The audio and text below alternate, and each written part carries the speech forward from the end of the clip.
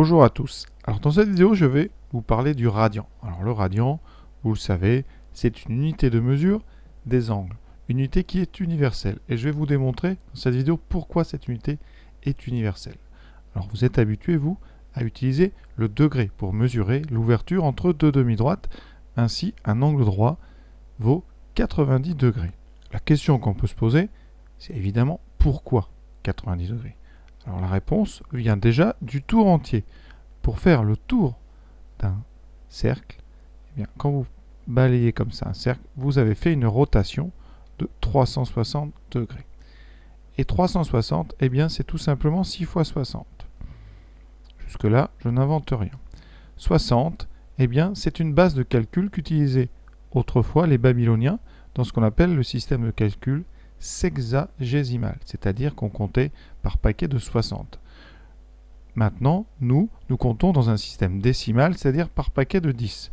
Alors pourquoi utilisait-on à l'époque des paquets de 60? Alors je ne vais pas vous faire ici un exposé sur les mathématiques babyloniennes, mais 60, ça a des caractéristiques mathématiques très importantes. C'est le plus petit nombre divisible par 1, 2, 3, 4 et 5. Et donc, à l'époque où les gens n'avaient pas de calculatrice, eh bien, c'était beaucoup plus facile comme ça pour diviser par paquet de 5, par paquet de 4, etc. Donc, ça avait cet avantage-là de faciliter les calculs.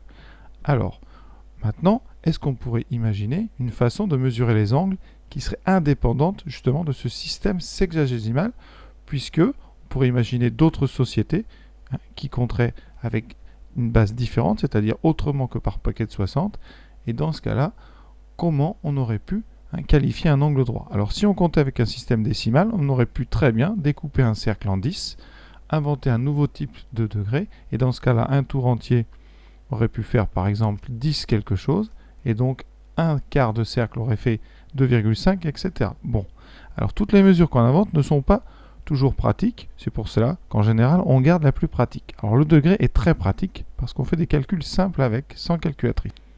Il faut inventer une mesure qui est indépendante du système avec lequel on compte. Alors pour ça, je vous propose d'utiliser un cercle de rayon 1, cercle que j'ai tracé en haut. On va prendre un cercle de rayon 1 unité, à nous de choisir l'unité.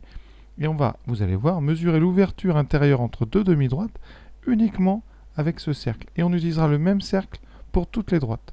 Ce cercle, on l'appellera le cercle trigonométrique. C'est un cercle de rayon 1. Alors ensuite, dans le chapitre des angles orientés, on va orienter ce cercle, mais pour l'instant, on va uniquement se servir d'arc sur ce cercle. À chaque fois que vous mesurez l'ouverture ici, entre deux demi-droites, cette ouverture dans un sens ou dans l'autre, eh bien, on va placer le cercle, ici, on va placer son centre au niveau de l'intersection des deux demi-droites. Voilà. Et donc, qu'est-ce qu'on va faire? Eh bien, ce cercle, on va l'utiliser pour tous les calculs, et ça sera le même cercle, et on va tout simplement, ici, eh bien, essayer de mesurer l'arc de cercle qui va être compris entre les deux demi-droites. Cet arc de cercle a une certaine longueur, eh bien, on va qualifier l'ouverture avec cette longueur. Et vous voyez bien que plus l'angle, plus l'ouverture est grande, plus cet arc va être grand. Et cet arc est proportionnel à l'ouverture. Et vous voyez, pour mes 4 ici couples de demi-droite, eh bien, pour le premier ici, où j'ai une ouverture plus importante que dans mon premier exemple, eh bien, mon arc ici va être évidemment plus long. Pour l'angle droit, eh bien, votre arc fera un quart de mon cercle. Pour des tout petits angles, eh bien, ici, vous aurez un arc très petit. Et pour des grands angles, alors tout dépend si vous prenez l'intérieur. Alors nous, pour l'instant, on va prendre le côté intérieur, c'est-à-dire le plus petit des deux. Ici, vous aurez un angle assez grand. Et donc, un parcours sur notre cercle assez grand.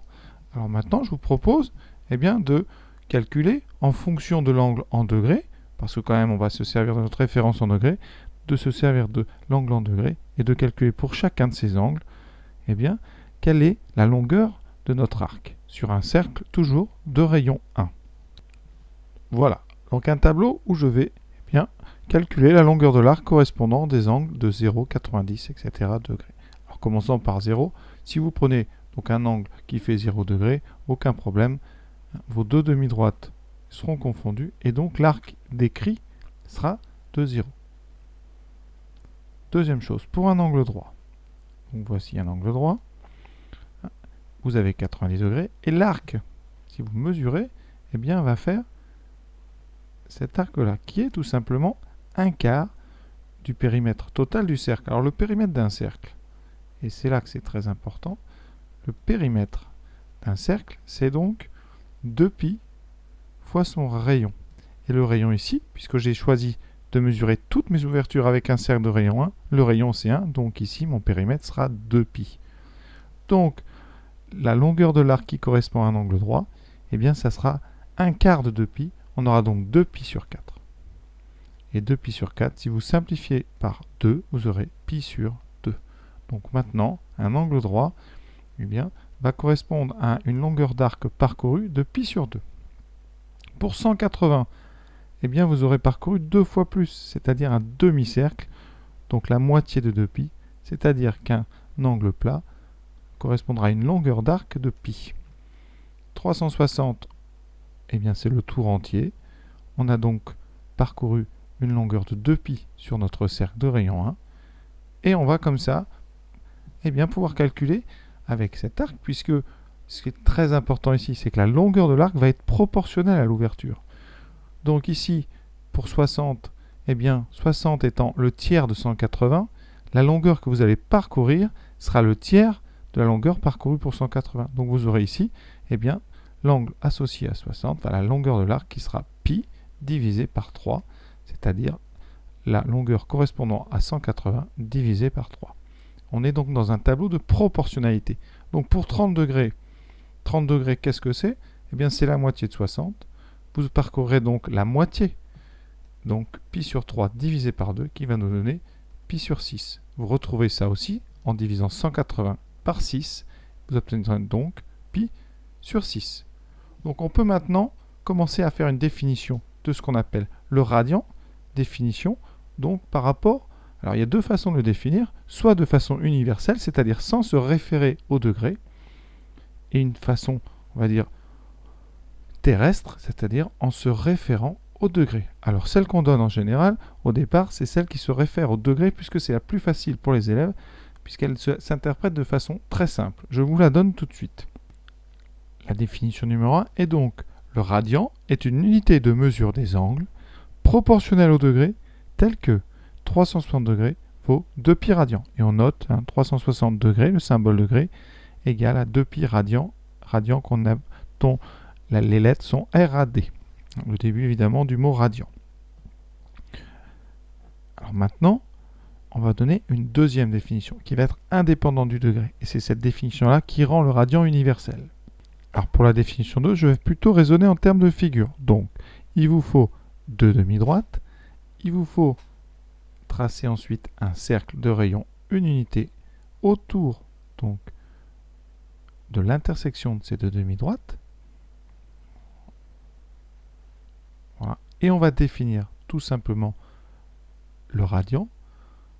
On va définir la mesure en radian de l'ouverture entre les deux droites comme étant bien, la longueur ici de l'arc qui est décrit entre les deux demi-droites. Sachant évidemment que la longueur ici du rayon est égale à 1. Conséquence de ça, vous voyez bien, quand on va faire un tour entier, le périmètre vaudra 2π. Donc l'angle sera 2π radian et il sera bien égal à 360 degrés. La mesure de l'arc est évidemment proportionnelle à l'ouverture. Si vous doublez l'ouverture, bien vous doublerez le trajet autour du cercle. Donc, bien, on peut dire que 2π radian c'est 360, et pour le rendre universel, on va dire que 2π radian c'est égal non pas à 360 mais à un tour, ce qui fait qu'on peut se dispenser du 360 degrés, et ainsi π radian va être équivalent à un demi-tour,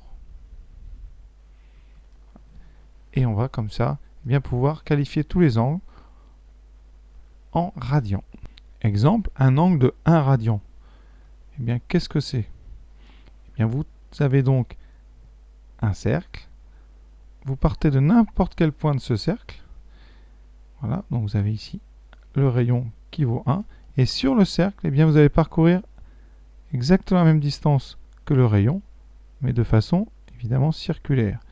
Eh bien, quand vous aurez parcouru exactement 1 sur le cercle, eh bien, l'angle que vous aurez ici ouvert sera de 1 radian.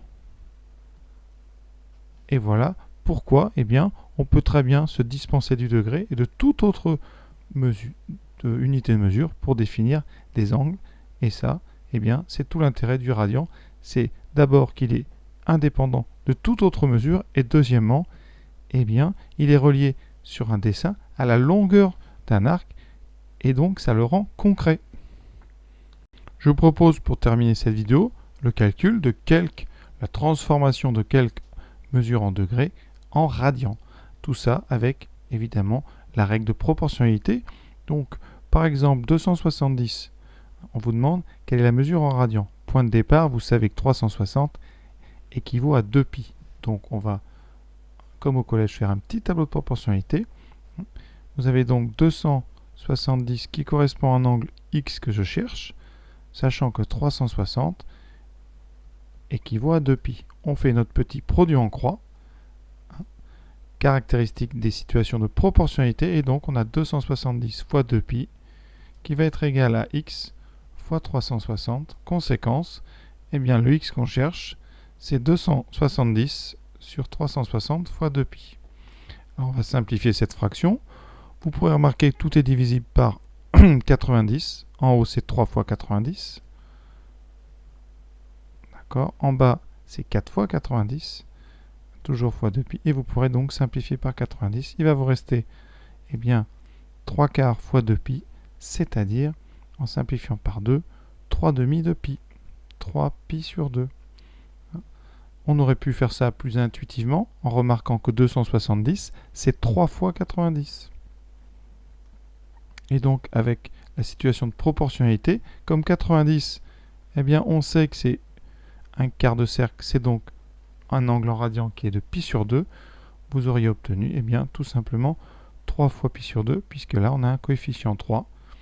Voilà. Pour 45, soit vous faites, eh bien, encore une fois, une situation de proportionnalité qui donnera un petit produit en croix qui dit donc 45 correspond à x, 360 correspond à 2π, et donc vous faites votre petit produit en croix, x vaudra 45 fois 2π sur 360.